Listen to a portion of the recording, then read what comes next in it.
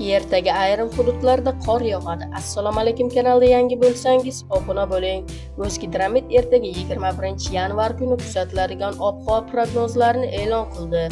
Unga ko'ra, Qoraqalpog'iston Respublikasida havo o'zgaruvchan bo'ladi, yog'ingarchilik kutilmaydi. Ba'zi joylarda tuman tushishi mumkin. Harorat kechasi 5-10 daraja, kunduzi 0-5 daraja sovuq, usti yurtda 17-22 daraja sovuq, kunduzi 5-10 darajalik bo'ladi. Xorazm viloyatida havo o'zgaruvchan bo'ladi, ba'zi joylarda qor yog'adi, tuman tushishi mumkin. Harorat kechasi va kunduz 0-5 darajalik bo'ladi. Buxoro va Navoiy viloyatlarida havo o'zgaruvchan bo'ladi, yomg'ir va qor yog'adi, tuman tushishi mumkin. Harorat kechasi 3-2 daraja iliq, cho'l hududlari shimolda 10 daraja sovuqqacha, kunduzi 3-8 darajalik bo'ladi.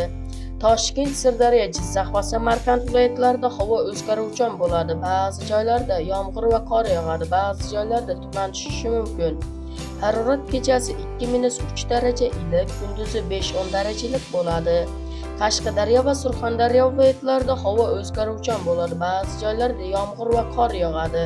Harorat kechasi 0-5 daraja iliq, kunduzi 7-12 darajalik bo'ladi. Andijon, Namangan va Farg'ona viloyatlarida havo o'zgaruvchan bo'ladi, yog'ingarchilik kutilmaydi, ba'zi joylarda tuman tushishi mumkin. Harorat kechasi va kunduz 0-5 darajalik bo'ladi. Respublikaning tog'oldi hududlarida havo o'zgaruvchan bo'ladi, ba'zi joylarda qor yog'adi, tuman tushishi mumkin. Yo'llarda ba'zi joylarda yaxmalak kuzatiladi, qor ko'chish xavfi bor. Harorat kechasi va kunduz 0-5 darajalik bo'ladi. Kanalimizga obuna bo'ling.